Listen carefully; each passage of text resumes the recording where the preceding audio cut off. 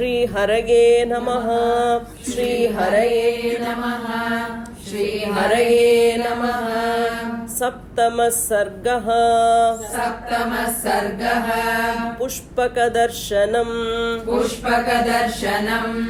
सवेश्मजालं बलवान् ददर्श सवेश्मजालं बलवान् ददर्श व्यासक्तवैदूर्यसुवर्णजालम्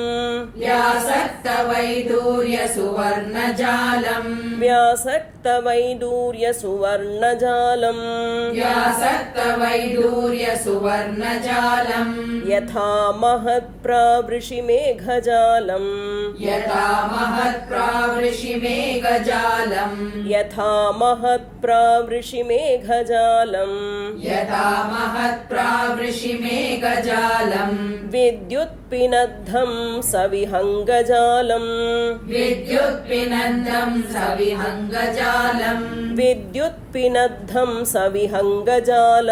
विद्युत्पिनद्धं सविहङ्गजालम्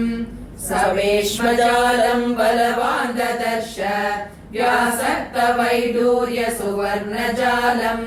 यथा महत्प्रावृषिमेघजालम् विद्युत्पिनन्दं सविहङ्गजालम्। निवेशनानां विविधाश्च शालाः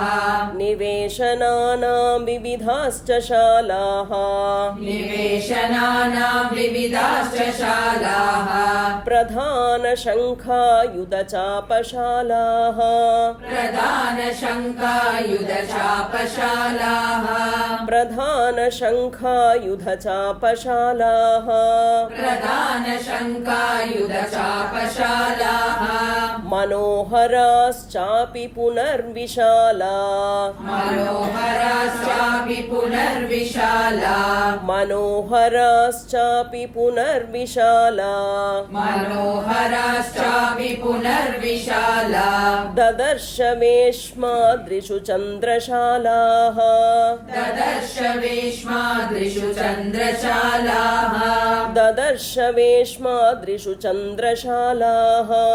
ददर्श वेश्मादृषु चन्द्रशालाः निवेशनानां विविधाश्च शालाः प्रधानशङ्कायुधचापशालाः मनोहराश्चापि पुनर्विशाला ददर्श वेश्मादृषु चन्द्रशालाः। गृहाणि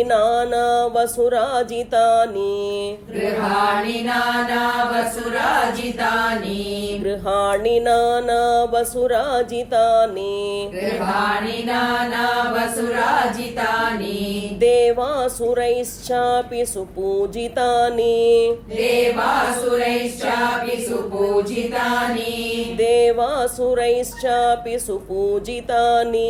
देवासुरैश्चापि सुपूजितानि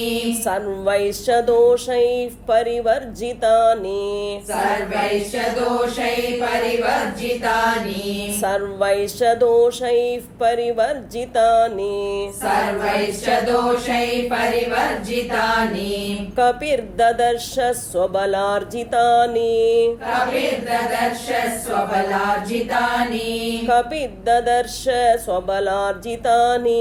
कपिर्ददर्श स्वबलार्जितानि गृहाणि नानावसुराजितानि देवासुरैश्चापि सुपूजितानि सर्वैश्च दोषैः परिवर्जितानि कपिर्ददर्श स्वबलार्जितानि तानि प्रयत्नाभिसमाहितानि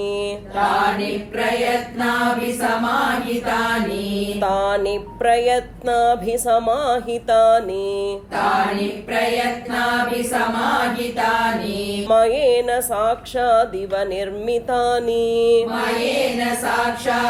निर्मितानि मयेन साक्षादिव निर्मितानि मयेन साक्षादिव निर्मितानि महीतले सर्वगुणोत्तराणि महीतले सर्वगुणोत्तराणि महीतले सर्वगुणोत्तराणि महीतले सर्वगुणोत्तराणि ददर्श लङ्काधिपतेर्गृहाणि ददर्श लङ्काधिपतेर्गृहाणि ददर्श लङ्काधिपतेर्गृहाणि ददर्श लङ्काधिपतेर्गृहाणि तानि प्रयत्नाभिसमाहितानि मयेन साक्षादिव निर्मितानि महीतले सर्वगुणोत्तराणि ददर्श लङ्काधिपतेर्गृहाणि ततो ददर्शोच्छ्रितमेघरूपम् ततो ददर्शोच्छ्रितमेघरूपम् ततो ददर्शोच्छ्रितमेघरूपम् ततो ददर्शोच्छ्रितमेघरूपम् मनोहरं काञ्चनचारुरूपम् मनोहरं काञ्चनचारुरूपम् मनोहरं काञ्चनचारुरूपम् मनोहरं काञ्चनचारुरूपम् रक्षोधिपस्यात्मबलानुरूपम् रक्षोधिपस्यात्मबलानुरूपम् रक्षोधिपस्यात्मबलानुरूपम् रक्षोधिपस्यात्मबलानुरूपम् गृहोत्तमं ह्यप्रतिरूपरूपम् गृहोत्तमं ह्यप्रतिरूपरूपम् गृहोत्तमं ह्यप्रतिरूपरूपम् गृहोत्तमं ह्यप्रतिरूपरूपम् ततो ददर्शोच्छ्रितमेघरूपम् मनोहरं काञ्चनचारुरूपम् रक्षोधिपस्यात्मबलानुरूपम् गृहोत्तमं ह्यप्रतिरूपरूपम् महीतले स्वर्गमिव प्रकीर्णम् महीतले स्वर्गमिव प्रकीर्णम् महीतले स्वर्गमिव प्रकीर्णम् महीतले स्वर्गमिव प्रकीर्णम् श्रिया ज्वलन्तं बहुरत्नकीर्णम् श्रिया ज्वलन्तं बहुरत्नकीर्णम् श्रिया ज्वलन्तं बहुरत्नकीर्णम् श्रिया ज्वलन्तं बहुरत्नकीर्णम् नानातरूणां कुसुमावकीर्णम् नानातरूणां कुसुमावकीर्णम् नानातरूणां कुसुमावकीर्णम् नानातरूणां कुसुमावकीर्णम् गिरेरिवाग्रं रजसावकीर्णम् गिरेरिवाग्रं रजसावकीर्णम् गिरेरिवाग्रं रजसावकीर्णम् गिरेरिवाग्रं रजसावकीर्णम् महीतले स्वर्गमिव प्रकीर्णम् श्रिया ज्वलन्तं बहुरत्नकीर्णम् नानातरूणां कुसुमावकीर्णम् गिरेरिवाग्रं रजसावकीर्णम् नारी प्रवेकैरिव दीप्यमानम् नारी प्रवेकैरिव दीप्यमानम् नारी प्रवेकैरिव दीप्यमानम् नारी प्रवेकैरिव दीप्यमानम् तटिद्भिरम्भोदवदर्च्यमानम् तटिद्भिरम्भोदवदर्च्यमानम् तटिद्भिरम्भोदवदर्च्यमानम् तटिद्भिरम्भोदवदर्च्यमानम् हंसप्रवेकैरिव वाह्यमानम् हंसप्रवेकैरिव वाह्यमानम् हंसप्रवेकैरिव वाह्यमानम् हंसप्रवेकैरिव वाह्यमानम् श्रियायुतं खे सुकृतां विमानम् श्रियायुतं खे सुकृतां विमानम् श्रियायुतं खे सुकृतां विमानम् श्रियायुतं खे सुकृतां विमानम् नारी प्रवेकैरिव दीप्यमानम् तटिद्भिरम्भोदवदर्च्यमानम् हंसप्रवेकैरिव वाह्यमानम् श्रियायुतं खे सुकृतां विमानम् यथा नगाग्रं बहुधातु चित्रम् यथा नगाग्रं बहुधातु चित्रम् यथा नगाग्रं बहुधातु चित्रम् यथा नगाग्रं बहुधातु चित्रम् यथा नभश्च ग्रहचन्द्रचित्रम् यथा नभश्च ग्रहचन्द्रचित्रम् यथा नभश्च ग्रहचन्द्रचित्रम् यथा नभश्च ग्रहचन्द्रचित्रम् ददर्शयुक्तं युक्तीकृतमेघचित्रम् ददर्श युक्तीकृतमेकचित्रम् ददर्श युक्तीकृतमेघचित्रम् ददर्श युक्तीकृतमेकचित्रम् विमानरत्नम् बहुरत्नचित्रम् विमानरत्नम् बहुरत्नचित्रम् विमानरत्नम् बहुरत्नचित्रम् विमानरत्नम् बहुरत्नचित्रम् यथा नगाग्रम् बहुधातुचित्रम् यथा नभश्चग्रहचन्द्रचित्रम् ददर्श युक्तीकृतमेकचित्रम् विमानरत्नम् बहुरत्नचित्रम् महीकृता पर्वतराजिपूर्णा महीकृता पर्वतराजिपूर्णा महीकृता पर्वतराजिपूर्णा महीकृता पर्वतराजिपूर्णा शैलाकृता वृक्षवितानपूर्णा शैलाकृता वृक्षवितानपूर्णा शैलाकृता वृक्षवितानपूर्णा शैलाकृता वृक्षवितानपूर्णा वृक्षाकृता पुष्पवितानपूर्णाः वृक्षाकृता पुष्पवितानपूर्णाः वृक्षाकृता पुष्पवितानपूर्णाः वृक्षाकृता पुष्पवितानपूर्णाः पुष्पं कृतं केसरपत्रपूर्णम् पुष्पं कृतं केसरपत्रपूर्णम् पुष्पं कृतं केसरपत्रपूर्णम् पुष्पं कृतं केसरपत्रपूर्णम् महीकृता पर्वतराजिपूर्णा शैलाकृता वृक्षवितानपूर्णा वृक्षाकृता पुष्पवितानपूर्णाः पुष्पं कृतं केसरपत्रपूर्णम् कृतानि वेश्मानि च पाण्डराणि कृतानि वेश्मानि च पाण्डराणि कृतानि वेश्मानि च पाण्डराणि कृतानि वेश्मानि च पाण्डराणि तथा सुपुष्पाण्यपि पुष्कराणि तथा सुपुष्पाण्यपि पुष्कराणि तथा सुपुष्पाण्यपि पुष्कराणि तथा सुपुष्पाण्यपि पुष्कराणि पुनश्च पद्मानि सकेसराणि पुनश्च पद्मानि सकेसराणि पुनश्च पद्मानि सकेसराणि पुनश्च पद्मानि सकेसराणि धन्यानि चित्राणि तथा वनानि धन्यानि चित्राणि तथा वनानि धन्यानि चित्राणि तथा वनानि धन्यानि चित्राणि तथा वनानि कृतानि वेश्मानि च पाण्डराणि तथा सुपुष्पाण्यपि पुष्कराणि पुनश्च पद्मानि सकेसराणि धन्यानि चित्राणि तथा वनानि पुष्पाह्वयं नाम विराजमानम् पुष्पाह्वयं नाम विराजमानम् पुष्पाह्वयं नाम विराजमानम् पुष्पाह्वयं नाम विराजमानम् रत्नप्रभाभिश्च विघूर्णमानम् रत्नप्रभाभिश्च विघूर्णमानम् रत्नप्रभाभिश्च विघूर्णमानम् रत्नप्रभाभिश्च विघूर्णमानम् वेश्मोत्तमानामपि चोच्यमानम् वेश्मोत्तमानामपि चोच्यमानम् वेश्मोत्तमानामपि चोच्यमानम् वेश्मोत्तमानामपि चोच्यमानम् महाकपिस्तत्र महाविमानम्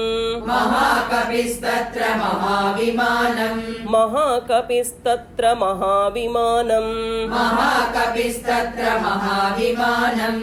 पुष्पाह्वयं नाम विराजमानम् रत्नप्रभाभिश्च विघूर्णमानम् वेश्मोत्तमानामपि चोच्यमानम् महाकपिस्तत्र महाविमानम् कृताश्च वैढूर्यमहाविहङ्गा कृताश्च वैडूर्यमया विहङ्गा कृताश्च वैढूर्यमया विहङ्गा कृताश्च वैडूर्यमया विहङ्गा रूप्य रूप्यप्रवालैश्च यथा विहङ्गाः रूप्यप्रवालैश्च यथा विहङ्गाः रूप्यप्रवालैश्च यथा विहङ्गाः रूप्यप्रवालैश्च यथा विहङ्गाः चित्राश्च नानावसुभिर्भुजङ्गा चित्राश्च नानावसुभिर्भुजङ्गा चित्राश्च नानावसुभिर्भुजङ्गा चित्राश्च नानावसुभिर्भुजङ्गा जात्यानुरूपास्तुरगा शुभाङ्गाः जात्यानुरूपा सुरगा शुभाङ्गाः जात्यानुरूपास्तुरगा शुभाङ्गाः जात्यानुरूपा सुरगा शुभाङ्गाः कृताश्च वैडूर्यमया विहङ्गा रूप्यप्रवालैश्च यथा विहङ्गाः चित्राश्च नानावसुभिर्भुजङ्गा जात्यानुरूपा सुरगा शुभाङ्गाः प्रवालजाम्बूनदपुष्पपक्षाः प्रवालजाम्बूनदपुष्पपक्षाः सलिलमावर्जितजिह्मपक्षाः सलिलमावर्जितजिह्मपक्षाः प्रवालजाम्बूनदपुष्पपक्षाः प्रवालजाम्बूनदपुष्पपक्षाः सलिलमावर्जितजिह्मपक्षाः सलिलमावर्जितजिह्मपक्षाः कामस्य साक्षादिव भान्ति पक्षाः कामस्य साक्षादिव भान्ति पक्षाः कामस्य साक्षादिव भान्ति पक्षाः कामस्य साक्षादिव भान्ति पक्षाः कृता विहङ्गा सुमुखा सुपक्षाः कृता विहङ्गा सुमुखा सुपक्षाः कृता विहङ्गा सुमुखा सुपक्षाः कृता विहङ्गा सुमुखा सुपक्षाः प्रवालजाम्बूनदपुष्पपक्षाः सलिलमावर्जितजिह्मपक्षाः कामस्य साक्षादिव भान्ति पक्षाः कृता विहङ्गा सुमुखा सुपक्षाः नियुज्यमानास्तु गजासु हस्ताः नियुज्यमानासु गजासु हस्ताः नियुज्यमानास्तु गजासु हस्ताः नियुज्यमानासु गजासु हस्ताः सकेसराश्चोत्पलपत्रहस्ताः सकेसराश्चोत्पलपत्रहस्ताः सकेसराश्चोत्पलपत्रहस्ताः सकेसराश्चोत्पलपत्रहस्ताः बभूव देवी च कृतासु हस्ता बभूव देवी च कृतासु हस्ता बभूव देवी च कृतासु हस्ता बभूव देवी च कृतासु हस्ता लक्ष्मीस्तथा पद्मिनि पद्मिहस्ता लक्ष्मी सदा पद्मिनि पद्मिहस्ता लक्ष्मीस्तथा पद्मिनि पद्मिहस्ता लक्ष्मी सदा पद्मिनि पद्मिहस्ता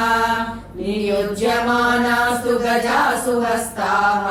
सकेसराश्चोत्पलपत्रहस्ताः बभूव देवी च कृतासु हस्ता लक्ष्मी सदा पद्मिनि पद्मिहस्ता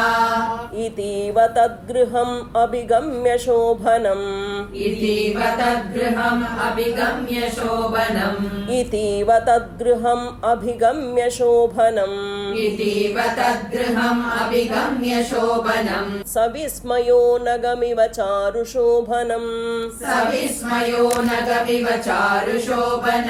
सविस्मयो नगमिव चारुशोभनम् सविस्मयो नगमिव चारुशोभनम् पुनश्च तत्परमसुगन्धिसुन्दरम् पुनश्च तत्परमसुगन्धिसुन्दरम् पुनश्च तत्परमसुगन्धिसुन्दरम् पुनश्च तत्परमसुगन्धिसुन्दरम् हिमात्यये नगमिव चारुकन्दरम्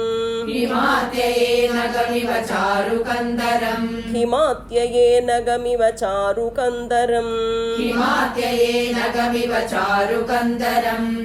इतीव तद्गृहमभिगम्य शोभनम् सविस्मयो नगमिव चारुशोभनम् पुनश्च तत्परमसुगन्धिसुन्दरम् हिमात्यये नगमिव चारुकन्दरम् ततः सतां कपिरभिपत्य पूजिताम् ततः सतां कपिरभिपत्य पूजिताम् ततः सतां कपिरभिपत्य पूजिताम् ततः सतां कपिरभिपत्य पूजिताम् शरण्पुरीं दशमुखबाहुपालिताम् शरण्पुरीं दशमुखबाहुपालिताम् शरण्पुरीं दशमुखबाहुपालिताम् शरण्पुरीं दशमुखबाहुपालिताम् अदृश्यतां जनकसुतां सुपूजिताम् अदृश्यतां जनकसुतां सुपूजिताम् अदृश्यतां जनकसुतां सुपूजिताम् अदृश्यतां जनकसुतां सुपूजिताम् सुदुःखितपतिगुणवेगनिर्जिताम् सुदुःखितपतिगुणवेगनिर्जिताम् सुदुःखितपतिगुणवेगनिर्जिताम् सुदुःखितपतिगुणवेगनिर्जिताम्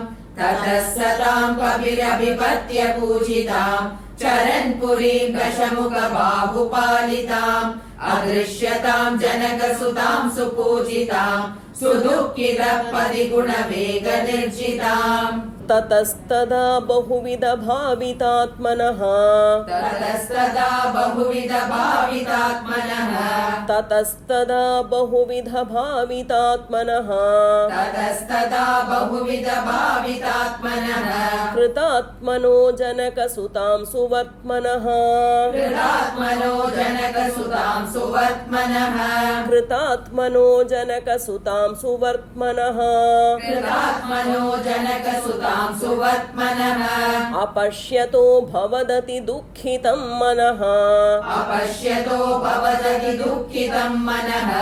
अपश्यतो भवदति दुःखितं मनः अपश्यतो भवदति दुःखितं मनः सुचक्षुष प्रविचरतो महात्मनः सुचक्षुष प्रविचरतो महात्मनः सुचक्षुष प्रविचरतो महात्मनः सुचक्षुष प्रविचरतो महात्मनः ततस्तदा बहुविधभावितात्मनः कृतात्मनो जनकसुतां सुवर्त्मनः अपश्यतो भवदति दुःखितं मनः सुचक्षुष प्रविचरतो महात्मनः इत्यार्षे श्रीमद् रामायणे वाल्मीकिये आदिकाव्ये